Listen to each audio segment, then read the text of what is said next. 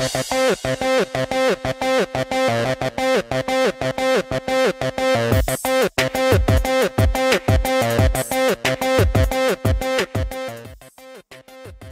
po sa Pinoy Scoop.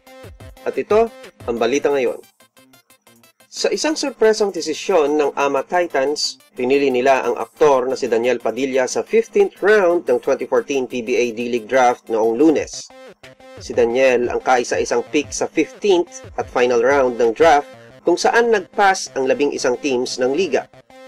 Kinumpirma ng tournament director na si Eric Castro na pwedeng maglaro si Daniel sa Ama Titans dahil siya ay naka-enroll sa naturang eskwelahan.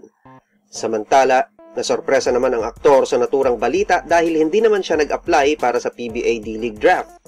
Pero saad ni Castro na may karapatan ang Ama sa kanilang desisyon dahil sila ay isang school-based team. For more news, visit us at www.thepinoyscoop.blogspot.com.